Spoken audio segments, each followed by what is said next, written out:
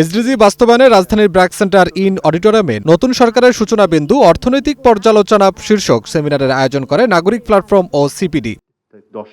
সেমিনারে স্বাস্থ্য ও শিক্ষা খাতে জিডিপির ৫% বরাদ্দ নিশ্চিত করতে শক্ত রাজনৈতিক সদিচ্ছা ও রাজস্ব কাঠামোর আমূল সংস্কারের প্রয়োজনীয়তার কথা তুলে ধরেন গবেষকরা। সিপিডি মনে করে ২০২৫ অর্থবছরের জন্য একটি বাস্তবসম্মত সংশোধিত বাজেট এবং ২০২৭ অর্থবছর পর্যন্ত একটি বিশ্বাসযোগ্য মধ্যমেয়াদী আর্থিক কাঠামোর প্রণয়ন জরুরি।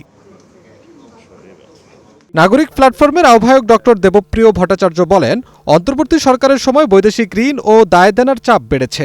আপনার চাহিদা থেকে আপনি কিভাবে অর্থায়ন করবেন তারপর সেটা খুঁজবেন নাকি অর্থায়নের আর্থিক স্থিতিশীলতাকে বিবেচনায় রেখে তারপর আপনি অর্থায়নের জায়গাতে যাবেন। আমরা যখন প্ল্যানিং করি তখন আমরা কি রিসোর্স থেকে ফাইন্যান্সিংয়ে যাই না ফাইন্যান্সিংয়ে ডিম্যান্ড থেকে রিসোর্স খুঁজি, এবং রিসোর্স যদি দেশের ভিতরে খুঁজে না পাই তখন আমরা ধার কর্য করা শুরু করি। ধার কর্য করি প্রথমে দেশের ভিতরে ব্যাংকের থেকে, তারলের উপর চাপ সৃষ্টি হয়, নহলে আমরা বিদেশ থেকে নেই।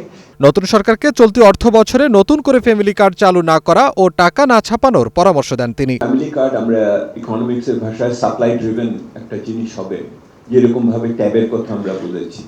তো এটার ভিতরে দুর্নীতির আশঙ্কা থেকে যাবে। আমার প্রথম অবস্থান হলো যে এইটাকে আগামী এই অর্থ বছরের ভিতরে না নিয়ে আসা।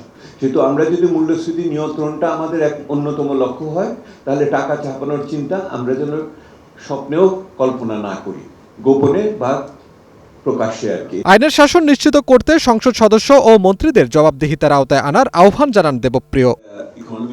আফরাদ জামিন, গ্রিন নিউজ, ঢাকা। যেরকম ভাবে ট্যাবের কথা আমরা বলেছি, তো